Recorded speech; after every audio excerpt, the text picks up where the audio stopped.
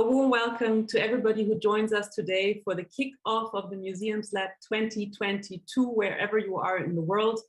To fellows, project partners, and the audience in the YouTube live stream, a big hello. My name is Amira Al-Ahl, and I'm looking forward to accompanying you through this evening's event.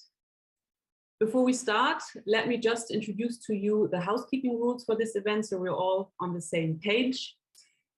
Every one of you probably realize it already, is muted, and you stay muted. Please be so kind to enter your full name into the Zoom so I can call you by your name if you want to ask a question later on in the Q&A. If you have questions, please raise your digital hand in the Zoom so I can call your name. And once I have called your name, the call operator will unmute you, so you don't have to worry about that. And if possible, please turn on your camera while speaking so we can see you. That would be kind.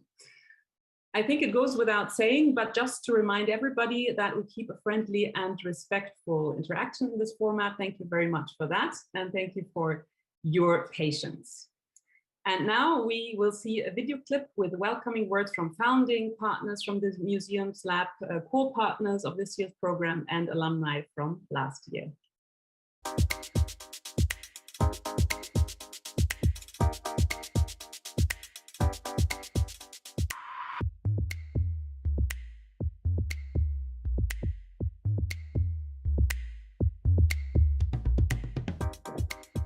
Symmetry, equity, and justice.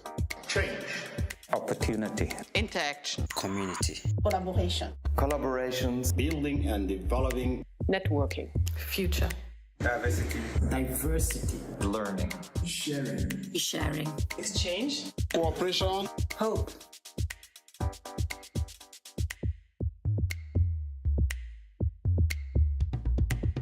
The potential that I see with the MuseumsLab to be a platform where we can exchange towards African museum and European museum mostly is the change or the shift in power. For me, this project has tremendous potential to facilitate work with African partners, but also to change the very way we work across borders. The MuseumsLab has the potential to foster genuine partnerships and mutual knowledge exchange. The story of Africa in European museums is still often told without the participation of African academics, their knowledge and their perspectives. Through the program of the MuseumsLab and our participation, we wish to contribute more attention on this subject, question own positions critically, and generate fruitful exchange at eye level in both the African and the European continent. Collaboration between the professionals of different countries, our two continents, Europe and Africa. Can we reinvent the museum, or will it forever remain an unchanging temple to art, a storage space for all eternity? I believe that yes, not only can we reinvent the museum, we must do so. This is exactly what the MuseumsLab aims to do: rethink museums. Museums in all parts of the world, in our opinion, need a new canon, new collections, and new themes.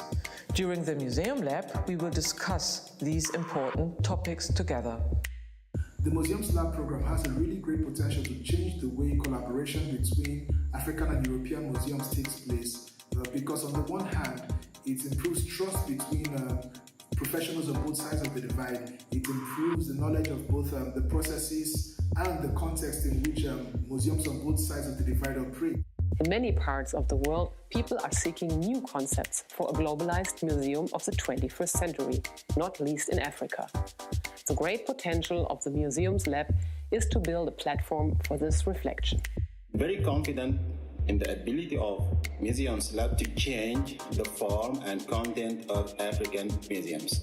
Building relationships based on trust is essential for any cooperation, and the MuseumsLab offers a platform where African and European museum professionals can get to know each other and find mutual interests to then jointly plan projects together.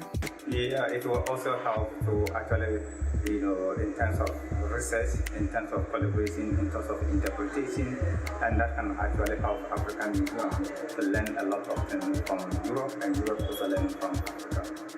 The potential I see in the Museum Lab for the collaboration between museums in Europe and Africa is huge. Getting to know each other is the very beginning. It's the start of exchange, of ideas coming together, creative thoughts and joint creative thinking. Due to the involvement of so many partner institutions, experts and participants from different regional and professional backgrounds, this project is a unique opportunity to establish new collaboration networks. It will be good for the professionals of Europe to come also in Africa to discover what we are doing in our different museums or how we are taking care of different collections or different archive or subject that you have in your different museums. Museums in Africa and Europe, especially the professionals that work in it, have to learn to listen to each other. They have to work with each other to learn and unlearn practices and imaginations. This will change the way how we together address the future and the challenges that lie ahead. I would be glad to see that European institutions open up to African institutions and be aware that our African colleagues have also the most to bring us in terms of knowledge and exchange. The Museums Lab has such great potential to exchange ideas and approaches, to learn and to share, but most importantly, to build a network across Africa and Europe. The potential I see in the Museums Lab platform is the chance that we have as museum professionals to also become the peace makers or peace builders at the same time. This is wonderful.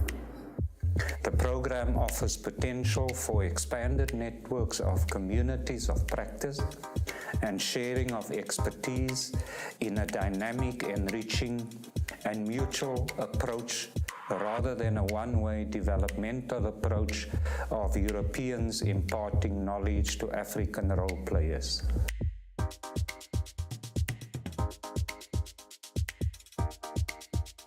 Learning from each other, being with each other, creates trust and understanding, it creates empathy, and on the basis of that, we can together solve global problems. Being an audience-centered museum, my institution joined the Museums Lab program so we could learn from other institutions about ways to better engage our audiences. We're particularly interested in the areas of communication and the use of technology. From climate change to the future of cultural memories, all of this is very topical. All of this concerns each and every one of us, each and every one of our institutions, and it's great to work on that together. My excitement about the program is the coming together of different cultures. And we understand now that some of the objects in our museums are from colonial contexts, that they are looted art. We now see them in a new way, in the context of both our history and our present. We want to return these objects, but we want to do even more than that. We want to learn from each other and with each other. It shows me that restitution is not the end, but it's the beginning. It's the beginning of sharing knowledge, restoring confidence, and working together. I think it is a great step in itself that museum representatives from different backgrounds exchange ideas, learn together, and get to know each other. What I find particularly exciting about the M-Lab is the meeting of minds of various African and European experts and fellows on different aspects of museology and museography that define our operations as museums. First, I find it particularly important that we reflect on the consequences of colonialism. This is important to build a common future based on a common understanding of the past. So I'm hoping to just learn from everyone's experience, and I hope to be able to just exchange my knowledge and to be able to share. The Museums Lab It testifies to the importance all partners see in further developing European and African museum cooperation. What I found interesting about the MuseumsLab was the fact of learning from our differences. The MuseumsLab is changing the way how professionals in Africa and in Europe think about museums and their role in the future. This is such an exciting journey. We are extremely excited to have participated in the development of a unique symmetrical knowledge exchange program that involves so many African and European museum professionals. What I find particularly exciting about the MuseumsLab is that it offers a new platform to develop a vision of what a museum can and should be in the 21st century. The knowledge and new experiences obtained help to increase our knowledge and add value to what obtains regarding the management of our cultural heritage. We need time for this because we need to deepen the relations, the knowledge, and the projects.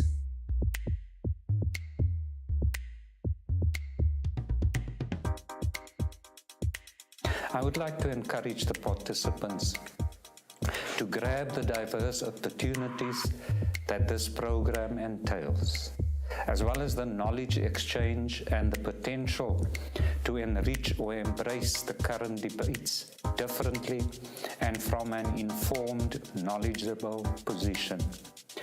Also, the new or expanded communities of practice networks and the potential for enriched collaborations and partnerships. So I would like to encourage you to boldly cross the bridges that culture and cultural exchange offer. Listen well to your co-fellows, to share your thoughts, your visions, your questions, and your criticism. Let us know how we can improve, let us learn from you, but first and foremost, enjoy the excellent program and have a wonderful time in Berlin and Cape Town. We hope that you will enjoy the intellectual adventure that MLab 2022 has to offer. It is an excellent project for this important task, and it has my wholehearted support. I'd like to encourage participants of the MuseumsLab 2022 to come prepared to share and keep an open mind.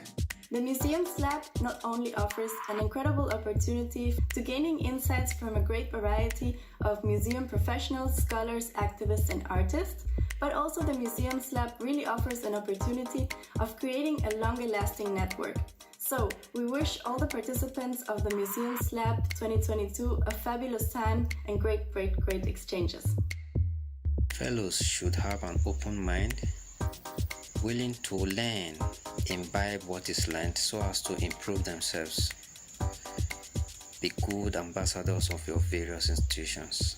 We would like to make this a mutual experience, indeed for both parties, which is needed in the globally interconnected world, which is and will be facing global problems.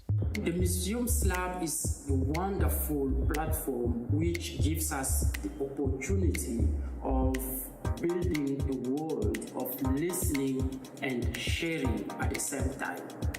Thank you very much and wish you a wonderful experience.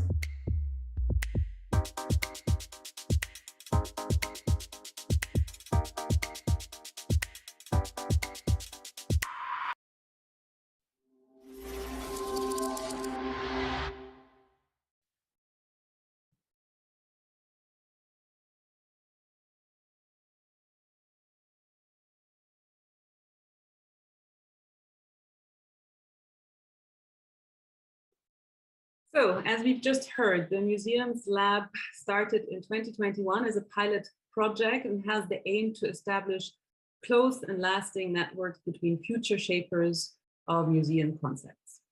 It is a platform for joint learning, exchange, and continuing education on the future of museums in both Africa and Europe. And as we've just heard, the pilot project last year was a huge success, and now the program is going into its second year. This year, 55 African and European fellows are participating, and over 100 lecturers, speakers, and mentors from African and European arts, cultures, and sciences, and 29 partner museums in Europe will be part of the MuseumsLab 2022. This year, the MuseumsLab aims to change not only museums, but also foster societal change by addressing urgent issues such as social justice. It is a program developed to support professional exchanges between curators, researchers, and executives working in museums, galleries, and heritage sites across African and European countries, enabling staff to share knowledge, skills, and best practice and support their individual professional development. The MuseumsLab is dedicated to providing a safe and welcoming experience for its participants. The values that the MuseumsLab follows are the following, and I quote here: "We value and promote diversity, inclusivity, fairness, and openness. In our work and in our exchange with each other, we are also focused on respectful interactions, appreciation, and a change of perspectives. We reject any form of discrimination, harassment, and racism." Now, before I introduce to you today's keynote speaker, let me give you a quick overview of the project partners of the MuseumsLab. The MuseumsLab was developed by the German Academic Exchange Service, the DAAD, the Museum for Naturkunde Berlin, and the Master's Program in Museum Management and Communication at the University of Applied Sciences, Berlin, in close cooperation with the African consultancy group, The Advisors. So these are the founding partners. And I would like to add a special thanks here to Andreas Görgen, who's the founding father of the idea and the MuseumsLab itself. So without him, we probably would not be sitting here. So thanks for that. This year's program is developed and realized in cooperation with the University of the Western Cape and the Goethe-Institute South Africa. So these are the core partners in 2022. The program is financed by the German Federal Foreign Office, the Auswärtige Amt, and supported by the German Minister of State for Culture and the Media, as well as the German Federal Ministry for Economic Cooperation and Development.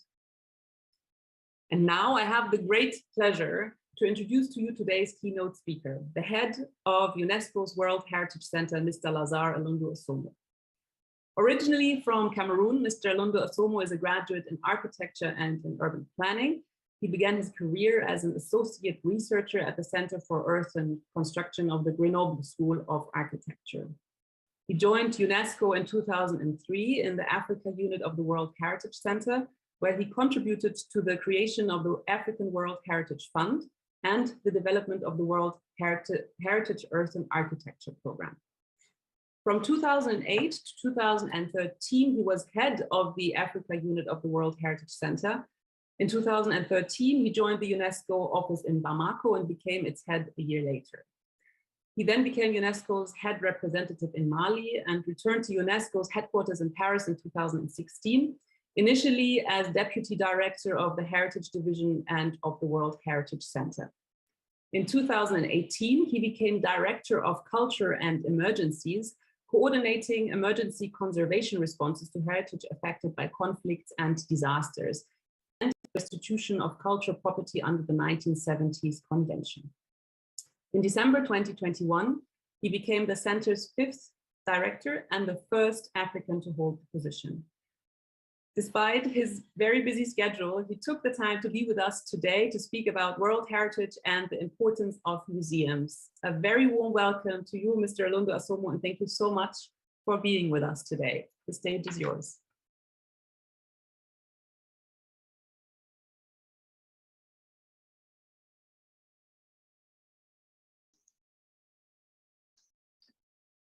Thank you, thank you. I do hope that everyone is hearing me very well. First of all, thank you to you, Amira, for already introducing me. And let me also say, pass my greetings to all of you who are listening to and watching this moment.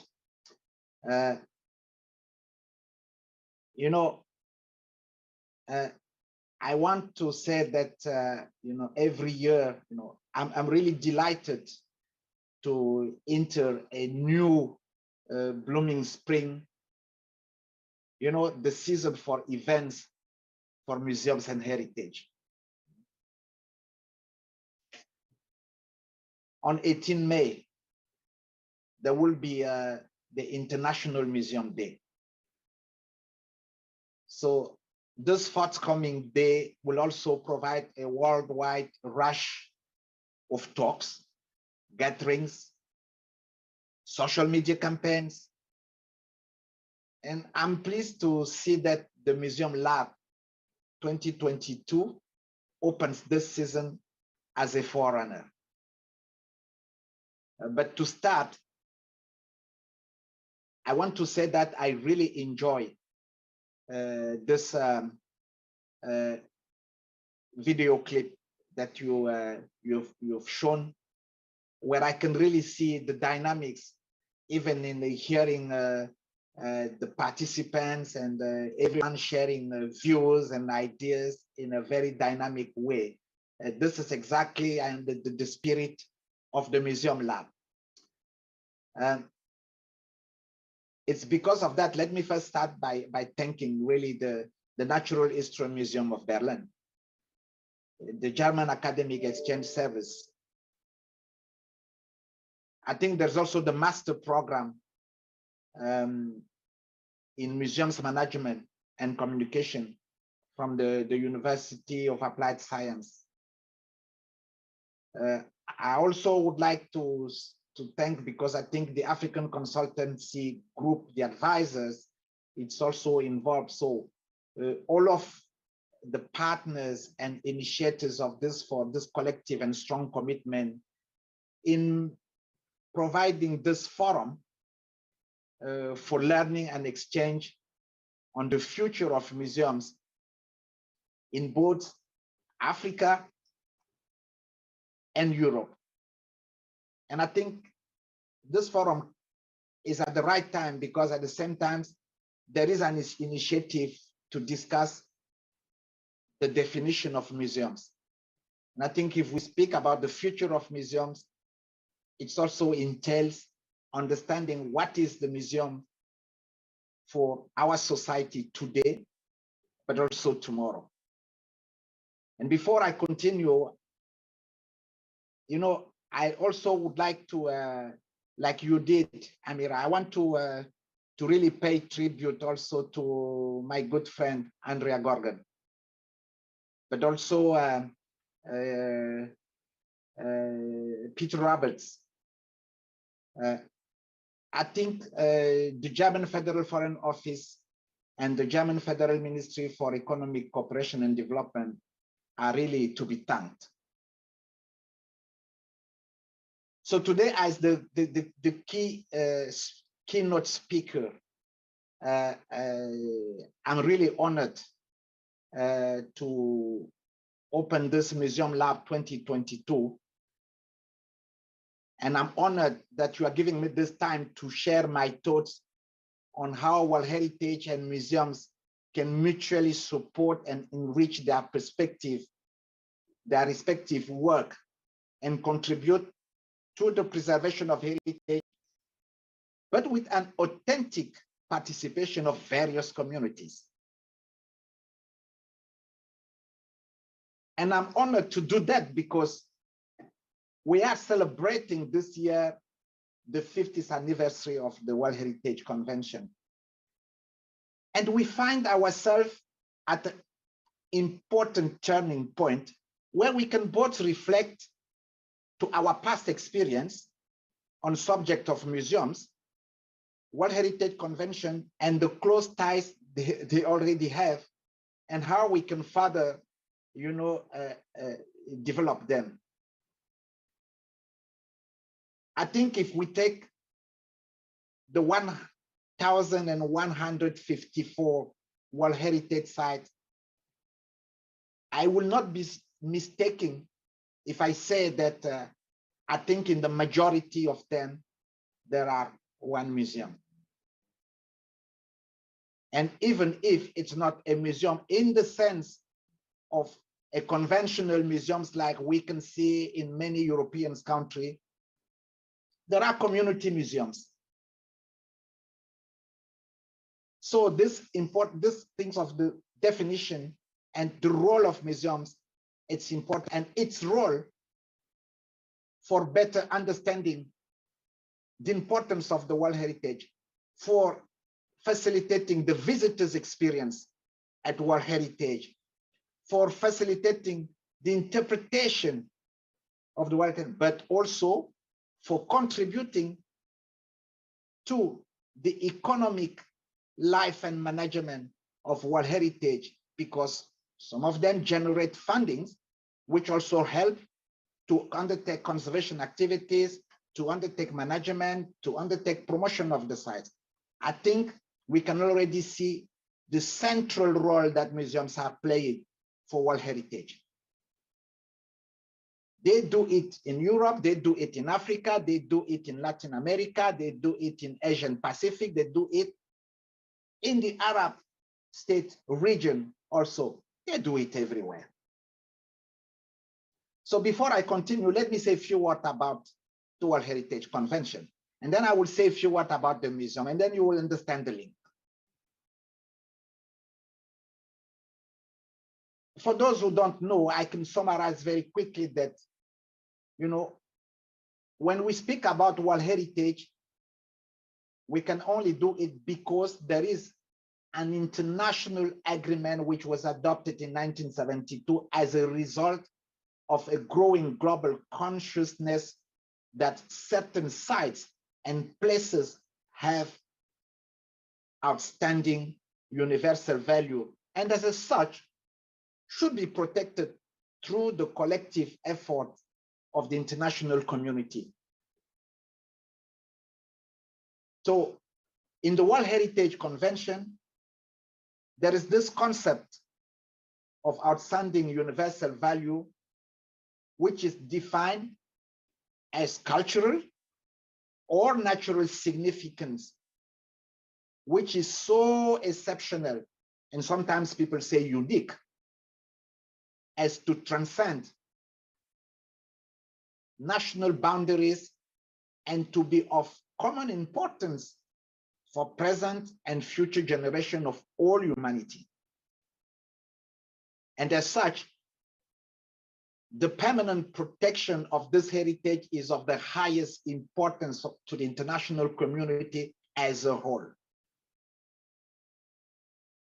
And in the World Heritage List, which is what everyone knows a lot when you speak to the public, within the 1,154 sites, there are cultural sites, natural sites, what we call mixed sites, that is, they have both cultural and natural values. And for all the sites, there are splendors illustrate the diversity of our planet, the diversity of our cultures, and the diversity of the planet's inhabitants. So they illustrate what we generally call cultural diversity.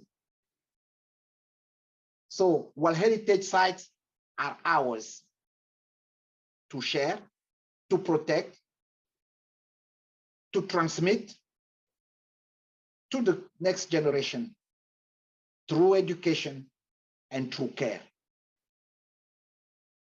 And we all know that their disappearance will be a loss to understand our humanity.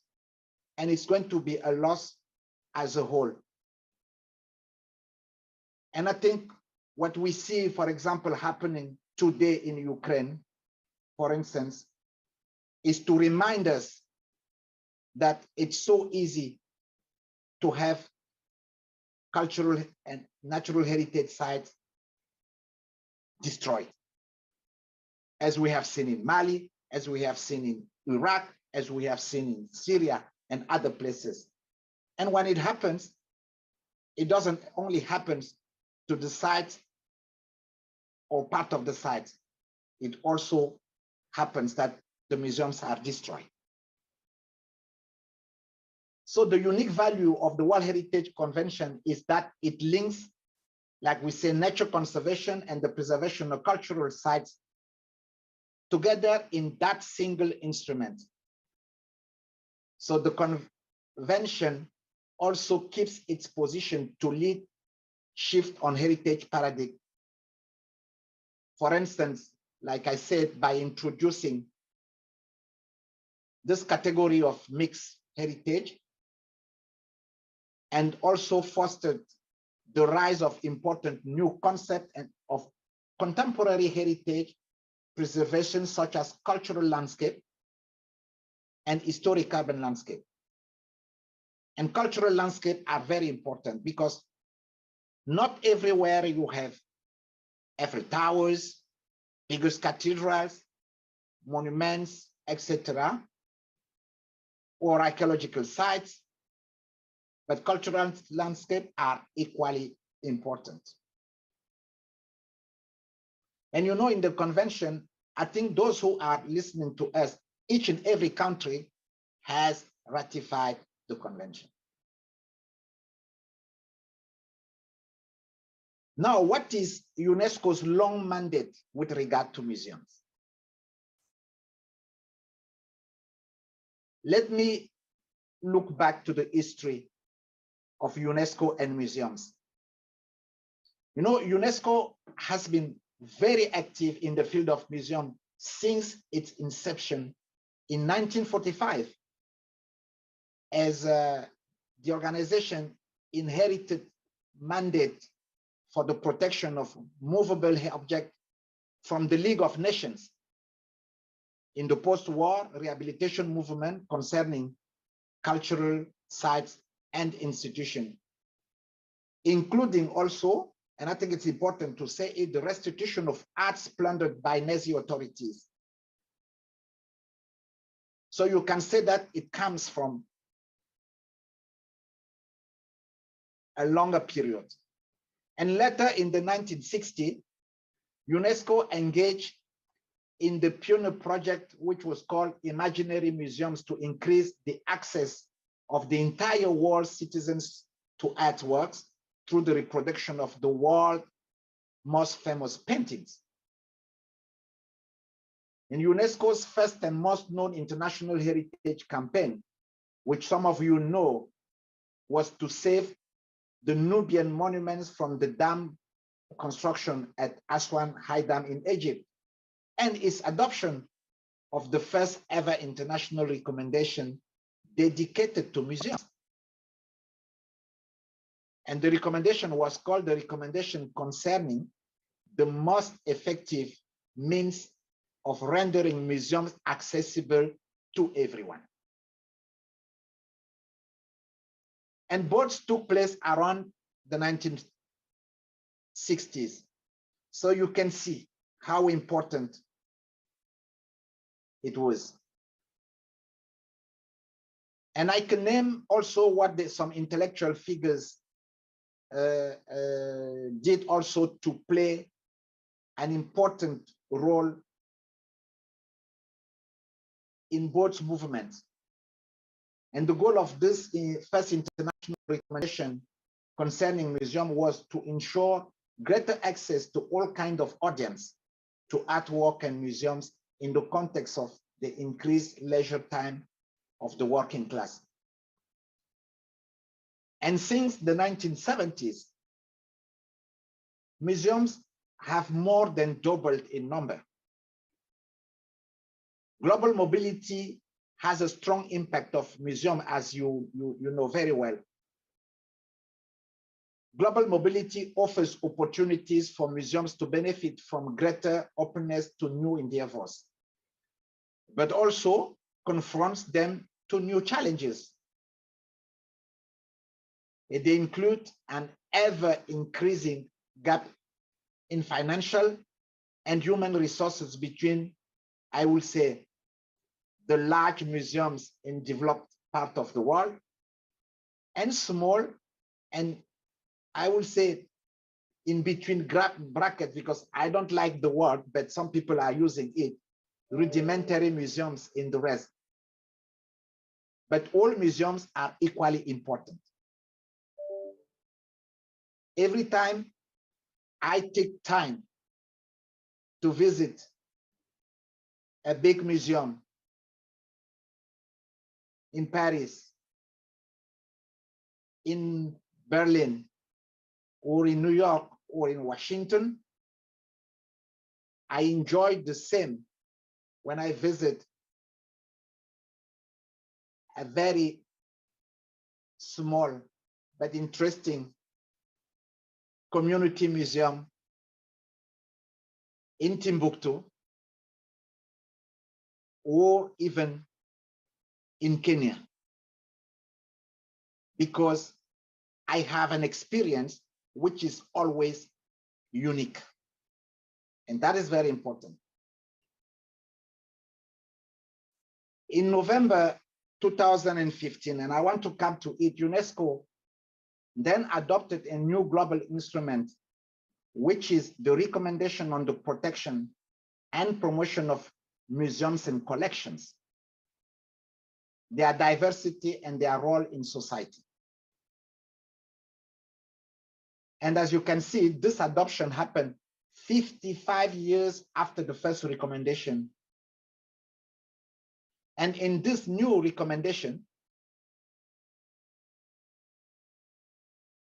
it was said that museums are no longer temples of erudite scholarship or warehouse of artifacts. And this is very important. But they play a vital role in education, social cohesion, and sustainable development by stimulating intellectual exchange and creativity. And by adopting this recommendation, the international community has acknowledged that museums continue to fulfill a wide variety of functions for society at large, as well as being a source of identity. And these guidelines are particularly relevant today, as we are speaking, because they help us create a strong linkage between World Heritage sites and museums institutions in multiplying social, educational, and economic benefit to local communities. When I started my intervention, I was saying that we are celebrating the 50th anniversary of the World Heritage Convention. And the focus this year of this celebration is World Heritage as a source of resilience, humanity, and innovation.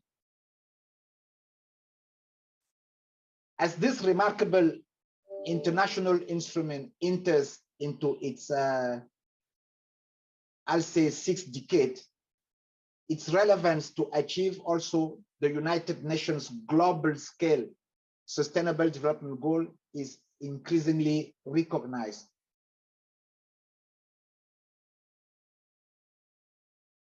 Local groups outside visitors and virtual social networks are playing also an increasingly important role, both for World Heritage and museums. The debate on the place for communities in heritage conservation has now taken center stage. The question is, how can we ensure that World Heritage is given a function in the life of the community? And this is in Article 5 of the World Heritage Convention. And another question is, what can this mean in practice in light of the rapidly changing, growing social, economic, and environmental context of heritage worldwide? Many of today's societies are rapidly changing, as we know, and this change increases the risk of societies and populations becoming alienated from their heritage. Because in globalized cities, we know that museums have become indispensable.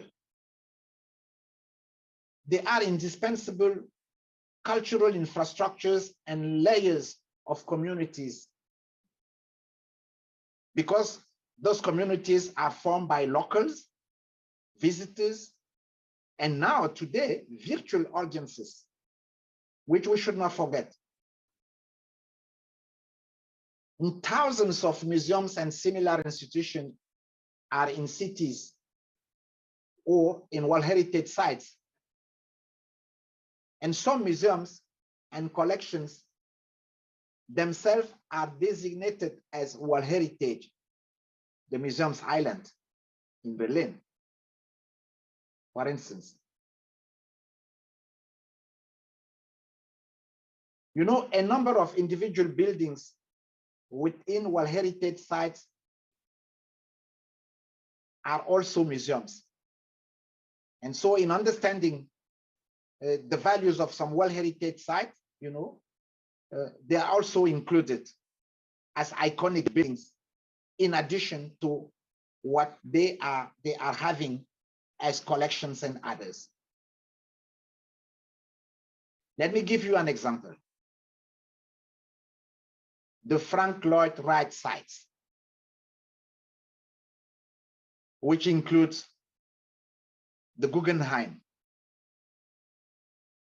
I can also give you the example of the Villa Tugendhat in Czechia. I can give you examples of Le Corbusier buildings that span several continents, including the one used as the National Museums of Western Art in Tokyo. So the site museums of World Heritage have slightly different function, but their relevance to various communities is equally important. And as said earlier, many World Heritage sites have been inscribed on the World Heritage list because of the role that sites have played in regional and global contexts. And they are often testaments to important human exchanges and influences. And yet, they are seldom fully understood as such by visitors. As an attempt to overcome this trend, you know, UNESCO developed several projects linking museums and World Heritage. For instance, in Syria and Egypt and Cambodia, in Laos, in Vietnam, and I named some of them. And museum staff from these countries work jointly to elaborate exhibitions showing their historical interconnections. Not only do such activities contribute to building professional networks of regional experts, but they also allow to perceive the broader scope of World Heritage sites and also deepen the understanding that the historical links between the different cultures and population in the world, which can in turn be shared with communities. So museums also have at World Heritage open everyone to the world and to understanding the different cultures. And besides, museums have great potential to valorize the specific stories and life of communities living in and around World Heritage, or communities having particular links with collections. And here you understand that heritage is not only a physical manifestation of the beauty or the achievements, its environmental, intangible, and living aspects can just as much from the core of its value as its physical components. So heritage sites in general and collections are authentic when they are embedded with sense of place and spirit, which nourish them as historical and living existence. So for this reason, associating local population in participatory activities such as exhibition and development of World Heritage Signatures product are means of strengthening the sense of ownership of museums in general, but also of World Heritage sites. And they are means of increasing the sharing of experience, but also economic and social benefit. And in addition to it, they also help change the perception of some of the stories like we were seeing in the video clip about how today the issue of restitution is perceived. And I think this is important if the debate has shifted now, not only on the restitution, but also on the role that the museum can play in making this restitution not only possible, but also to create this new relation and dynamic that the video clip was speaking about. To create this new way of experiencing objects, collections, and also museums institution. Now, if you can say a few words about the biggest challenges, but also the perspectives.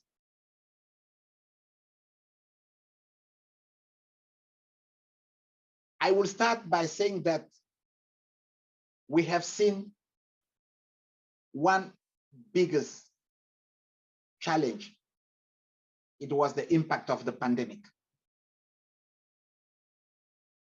And this impact, of course, today when we speak about the various impacts, we can say is the most visible one. Because in our world, which I said is a globalized world, heritage tourism has become an important driver of economic, social, and cultural exchanges. And since 2020, when we had the pandemic, when the pandemic started, we saw massive closures and operational difficulties, which have been experiences across the world by museums, by World Heritage sites, but also by the surrounding communities. They were all severely hit by the situation and are still in their effort to build back better. You know, the pandemic has also affected, we'll call the open museums. When I say the open museums, some will probably smile, but in fact, I refer also to the archaeological sites. And they have made them even more sensible, in addition to the closed museums, to issues of depth of collections, to the issues of also disasters, and the issues of illicit excavation and trafficking. And when I speak of disasters, it's simply because, you know, in a period where there has been closures, we have seen, for example, you know, in Croatia, the earthquake, well, it was not so easy to intervene.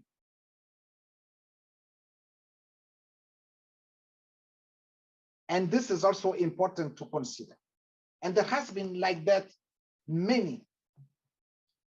You know, the level of looting and destruction of cultural property is also important because we are witnessing it. The issue of trafficking of cultural property has become a threat also to international peace and security, because they are affecting museums, they're affecting people's identity, they're affecting World Heritage sites.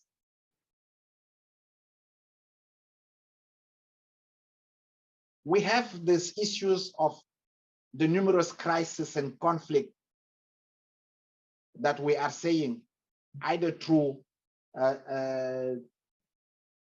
criminal organization with illicit trafficking or terrorist organization, and they have taken advantage of the situation, using illicit trade to finance their activities or to launder their revenues.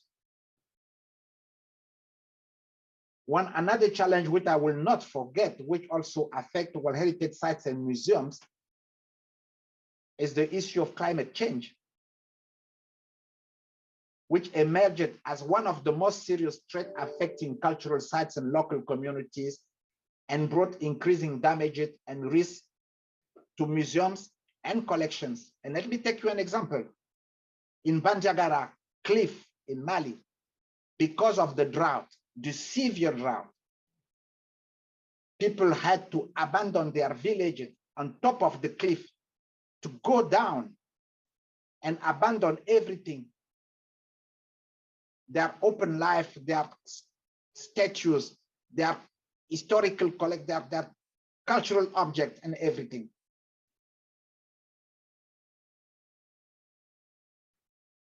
So the growing inequality within the global heritage sector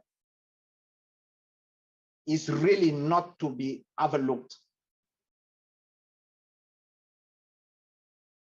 And I can give you some figures because I think it's important to illustrate this challenge. Let's take the case of Africa. Africa, sub-Saharan Africa in particular, has 98 World Heritage sites. And I told you the total of the World Heritage site was 1,154. So you can say that it's less than 9% of all the sites. But you also know that the African sites represent a third of the sites that are on the list of World Heritage in danger. So the threats affecting these sites affect also the museums, the management of the museums, the role that the museum can play in boosting the site, in overcoming some of the difficulties.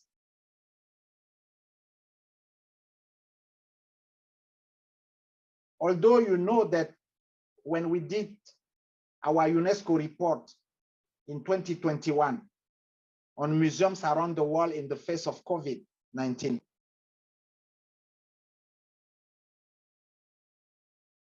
we have estimated the total number of 104,000 museums located around the world,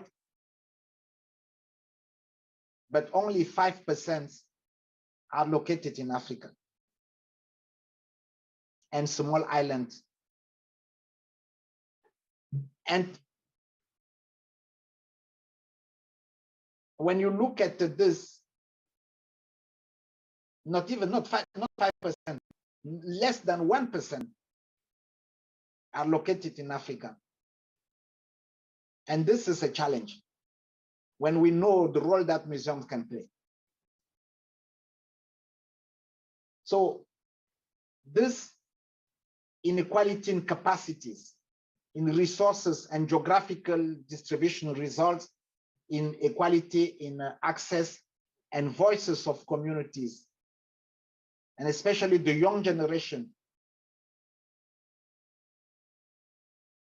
And among the local communities, you know, the sense of ownership of heritage then often remain weak, because How would you now go and visit a World Heritage site? And of course, you don't have to know this museum also, everywhere presenting you exactly what is so important for the communities and the local communities. So this sense of ownership of heritage can also be understood through museums.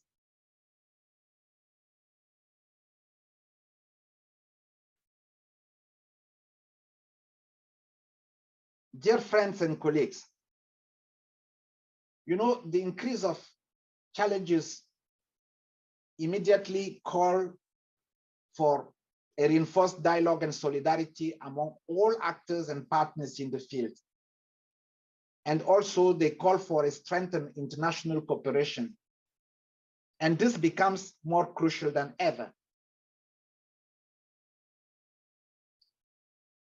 And for that, we are trying here at UNESCO to put together an ambitious flagship program,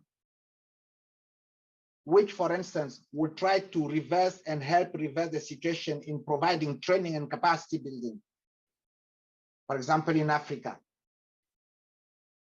And we really aim towards it.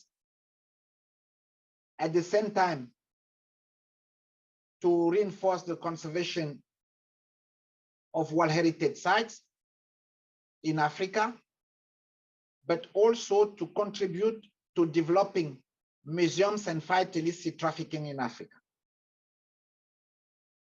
And this is what we want to do. This is what we aim in future, because it's important to train museum experts, not only World Heritage, because they have to work together. So to conclude, Amira, because I've taken some time, I think this is an opportunity to tell everyone that this Museums Lab initiative needs to continue. And I've heard about it and I wanted to be there today. And I was very honored to come and tell you this, because it fosters sustainable interinstitutional collaboration. It supports the development of professional networks and exchanges. And I saw this face of the new generation and with everyone involved and speaking about this, I was very moved by it.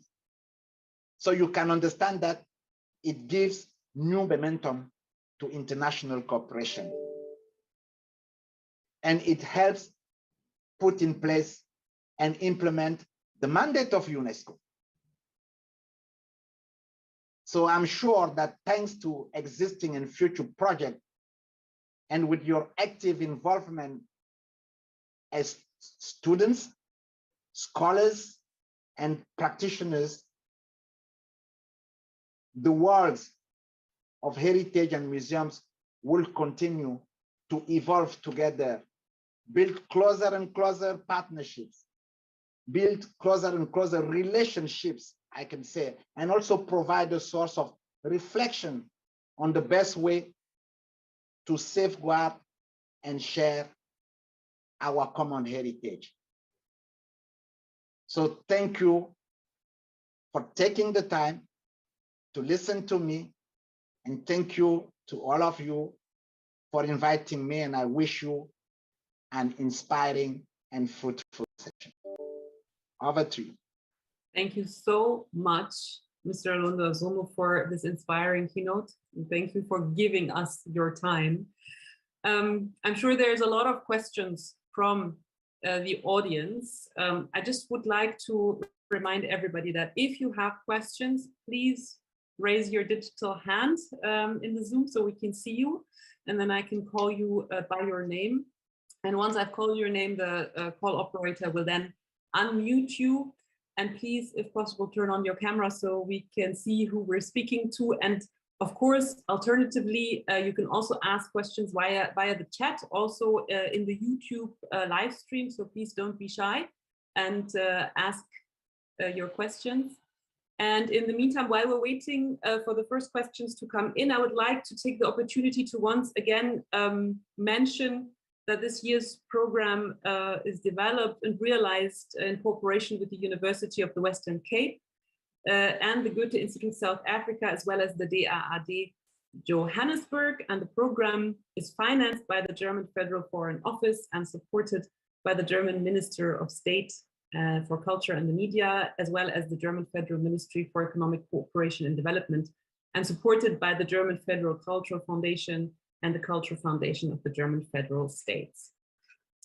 Now, I'm sure there's a lot of questions coming in, but while they're coming in, I would, Mr. Lundo Sumo, ask you, you said that in the face of the 50th anniversary of the World Heritage Convention, that there's a lot of challenges that you have to meet. And you said that one of them is to make the World Heritage List even more representative of the world's cultural and geographical diversity. And you mentioned the 9% of World Heritage Sites in Africa. Where would you start? I mean, where would you start to make the list more representative? And how can you personally, do that?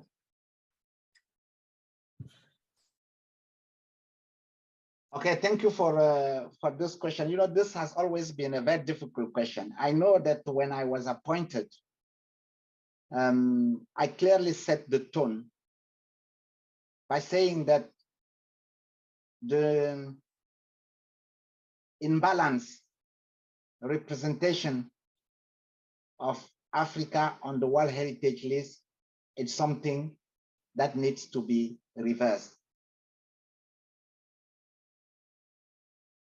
And I think it starts by knowing what is Africa's heritage and what is important for communities, for the Africans, professionals. But not only that, it also starts by making sure that the proper sites are identified, inventoried, and inscribed on the tentative list of UNESCO, which are the sites to be proposed for inscription. So all this start with proper training of professionals. This is absolutely crucial. It's even fundamental. Training not only to identify the sites, but also training to prepare good nomination dossiers. Mm-hmm. Because most of the committee members and advisory bodies have been always saying that, okay, the justification is quite often not convincing. And I think it's important to tackle this. And like I have said, my role is to call for support to the international community to do it. But now let me just tell you something. This is not about, trying to reverse the statistics, because it's impossible at this stage. Like, someone is driving already 100 kilometers by inscribing sites all the time, and then you want to drive 300 kilometers to, no, it's not possible. Mm. I think it's about equity, at least in the recognition of what is really important for Africa. Once, and all the sites that have not been identified needs to be identified. And the second thing is to say, and that's my conviction, there are still 12 countries in Africa that do not have a World Heritage Site. And I think it's important to at least, try to carve this and make sure that they have the possibility to prepare nomination dossier and submit them for inscription. But there comes also the need to identify the proper site in the diversity of Africa and their countries. So that's what I would like to do. Of course. Thank you so much. Well, there is questions coming in, so let me involve the audience. First of all, lots of thanks to you, Mr. Lazar Sumo. There is, for example, from the chat room, Tsebuyungo Chris, I hope I said it right, I'm sorry if I didn't. He says, what an amazing talk. Thanks very much, Mr. Lazar. The issue of climate change is a real music now. We can see many cultural heritage sites along the Victoria in East Africa are capsized with water level fluctuations. Thank you so much for this. What would you answer, or what's your reaction to that? No, I will say that this is not only happening in Victoria Falls. If you walk or you fly or you travel across the continent in Africa, you see sites that are affected by sea erosion. I'll take Kilwa Kisiwani, for instance, in Tanzania. You will see sites that are affected by the sea level. And I could take an example, for example, of Saint Louis in Senegal. You see bushfires happening more and more in some natural sites of cultural landscape.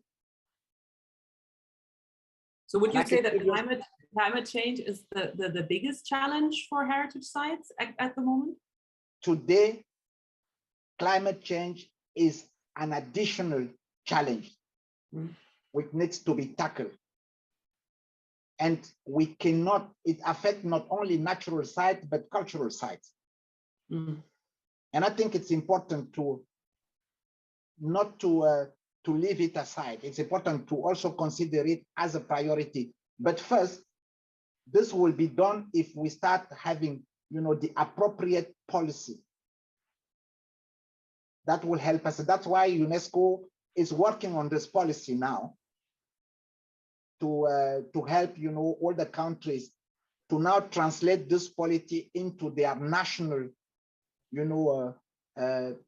priorities and program, but then also to train professionals on how to look at this issue of climate change. Lots of questions coming in, so let's continue. There is from the chat room, Anthony Kalume, who says, how relevant are museums as a priority to third world countries? This question from Anthony, I understand Anthony's question, because today there is this debate about decolonizing museums. There is this question about how can do we still, all of us in the world, have the same understanding of the role of museums? And I will say that's the reason why we have the 2015 recommendation on museums. Because the 2015 recommendation of museum speaks about the role of museum in the 21st century today and give the opportunity to use museum differently. Let me give you an example. A couple of years back, I used to visit Mombasa. I don't know if there are people from Kenya listening to us. I'm sure.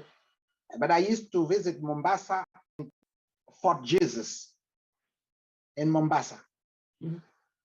And the museums of Fort Jesus had a different role in terms of museums because it was also, a place used by the communities. It was not only a place for visiting or discovering collection, but it was a place where museum would also appropriate this, will use the space for their other issues. So I think museum has a place. So I don't think it's a question of saying, let's not have museums because they are not serving. Yes, museums are very important. Now it's important to think about their role today in the society of today and tomorrow, in Africa and elsewhere. And museum plays, again, a role which is important. And I think the issue of the debate on restitution of colonial heritage and even more will probably find its solution, because museum professionals have this unique opportunity that they can cooperate, they can work together, they can create new dynamics around the heritage. Great, thank you. We already heard from Sibuyungu Chris. He asks now, I'm wondering if the new definition of the museum caters for the community museums you talked about, and what could be the role of national museums in development of these community museums? I think this is a very important, interesting question, because I think many community museums sometimes are local initiatives by communities or people who want to not only preserve their cultural references, but also because they want it to be shown, to be experienced in a way. And sometimes they do it with their very little capacities or capabilities. And I think national museums are institutions, as public institutions from governments. And I think it's important that there is this, that the national museums, whenever possible, you know, help also support this, for example, by giving them opportunities for training. When there are trainings of museum professionals to have, you know, local guides, those who are caring about the community museum, to also know, I would say, how to conduct an inventory of their collections, for instance, and how to present them, because this will help them even more. So I think it's important to encourage it. Absolutely, right. The chat room, there's another question from Nuran Khalid. She says, I want to ask you, sir, you highlighted about the 20th century museums that made a paradigm shift in the whole concept of museums architecture. For example, the Guggenheim Museum, the National Museum of Western Art in Tokyo. What do you think about the 21st century and future of museums architecture? Well, you know, this debate has been happening on the design of museums. And I think the architecture of a museum results also from where we want to go and what experience we want the visitor to have in the museum and what message we want to pass about the collection.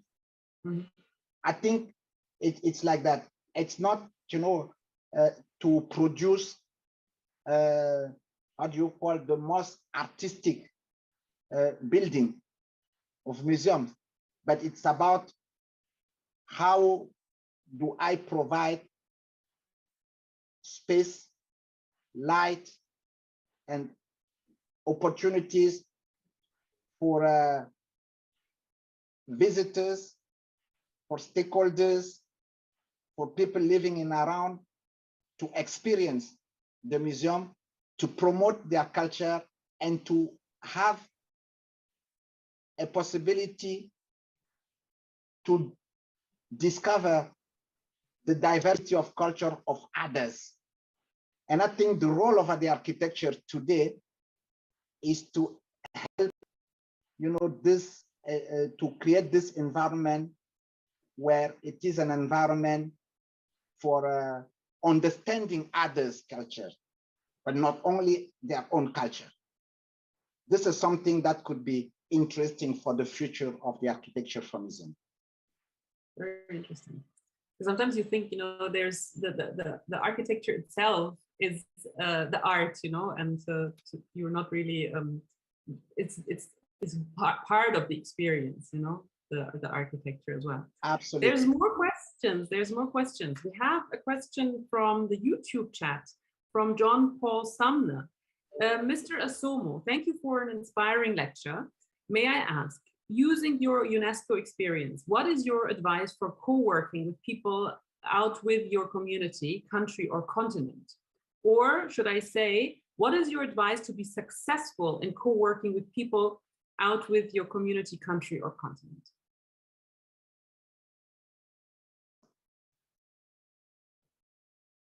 Sorry if I've taken a few seconds to think about it, because this is a question which is also, you know, which needs also for me to share maybe my personal experience. What I can say is that it's all about each of us. And it's all about our passion. It's all about our commitment to contribute to preserving cultural identities, cultural objects, the community's identity. So the co-working, in fact, lies there. So everything is possible as long as you decide that it is important to be done, and then you will create the necessary partnership, the necessary cooperation with others and stakeholders to make it happen. Mm-hmm. Thank you. We have another question from Sebuyongo Chris. He says, to me, I consider our governments responsible for the less budgets directed to the management and capacity building of its heritage experts. Mr. Lazar, do you have a feeling that all the state parties have taken what it takes for the preservation and conservation of these sites? Now that we still have a huge number of African countries without a World Heritage Site, is it the capacity for research, or there are no sites for nomination? And what would be your recommendation? So that's a lot of questions, but they're all under one umbrella. So, what can I say to our dear friend Chris? Is that, you know, the convention was adopted in 1972, and the first World Heritage Sites were inscribed in 1978,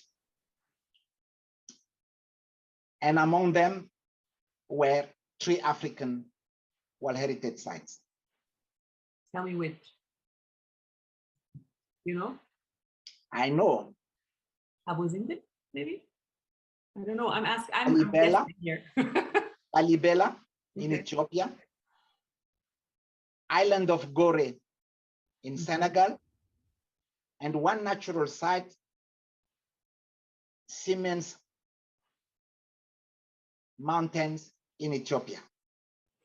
See, this is just to say that some countries, right from the beginning, understood immediately. I mean, they put it as a priority to play a role already. Mm. And others, you know, some of them were coming from the independence period and had other priorities or didn't have the necessary professionals to do this and to put really heritage at as one of the pillars for the development, for the socio-economic development. And if you look at everything, you may not probably be, we're not surprised, but because some of these sites were already known all over the world because they were wonders of the world. If you speak about island of Gore, everyone knows about it because it's one of the sites where the slaves were taken to America and other places. And then if you speak about Lalibela, this is one of the iconic Middle Age rock carved churches, unbelievable technology at that time.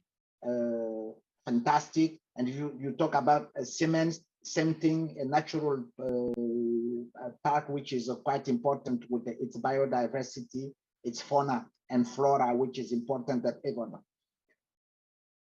But then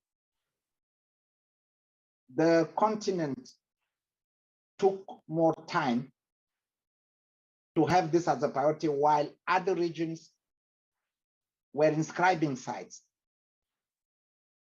But today, this situation can reverse because now there are more and more professionals that have been trained all over the continent. So and there is today a huge opportunity to make sure that all government policies, put the issue of culture and cultural heritage as an important part of their development. Because it creates the sense of pride, of belonging and sharing its culture. And that's very important. But not only that, it's also a source of economic development because of the tourism and what the revenue they have. Because when a site is on the World Heritage, I mean, people can even come from abroad because they want to understand the culture and visit it. So they come, they spend money in the hotel, they spend money in the restaurant, they pay tickets and everything. I will name them. And I think there is really an opportunity today to reverse and get even more and more engaged. And the last thing I want to say to Chris is that I think today, something that has changed from the past is that there are also more and more universities that are having curriculum on cultural heritage, training masters and everything. This changes the perspective. So there are more and more a new generation trained on issues of museums, on issues of heritage conservation. So I feel very, how do you call, optimistic. Very good. And on the future of African World Heritage. Very good. There are so many questions still in the chat, but unfortunately we're running out of time. So I would take a last question from the chat, from the Zoom. It's from Anthony Kalume. He says, or he asks you, the concept of museums with no walls, in brackets, the Museum of British Colonialism, challenges the whole Eurocentric concept of museology. Is this the way forward? Well, I think this is part of the reflection that is happening on the role of museums in the 21st century. This is also the reflection that is happening on how the museums can better contribute to interconnecting communities around the world. I don't know if it's the way to go, but time will tell us. But I think if some professionals are developing this and think that is important, yes, they certainly have a say and they can do it, but it doesn't mean that the way the museum was functioning in the past has automatically to be abandoned. I think it's just to create the diversity of museums and their role for the society. Can you hear me, Mr. Rolando Asumu? Yes, I do hear you. Can you hear me? Yes. Yeah, okay, yeah, you're back. Okay, I'm back, okay. So what I'm saying that this museums with no wall, are you okay? Can you hear me? Yes, I can hear you now. Okay. So this museums with no wall, it's important because it creates that diversity of the role that museums can play. So that's what I can say today let's see exactly how this will continue in future.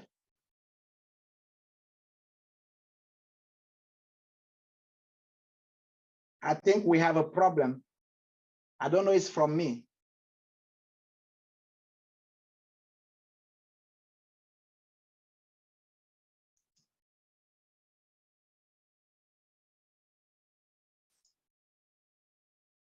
Hello?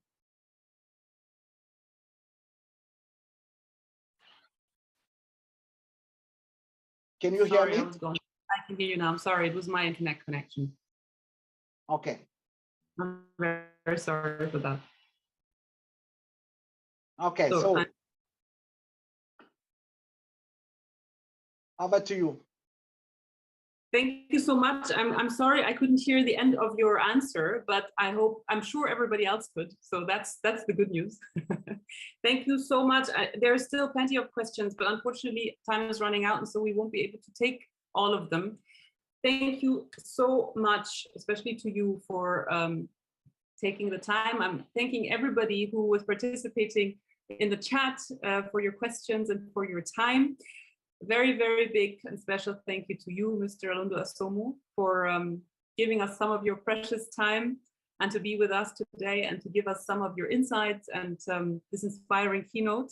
That was very special. Thank you very much for that. I'm looking forward to seeing at least some of you in person in Berlin on the 15th of June to the public event. And in the meantime, I wish all fellows of 2022 a great start into module 1, which will start on the 16th of May. Enjoy it, take care of yourself, stay safe, and have a wonderful evening, all of you. Thank you so much for being with us today. Goodbye. Thank you so much.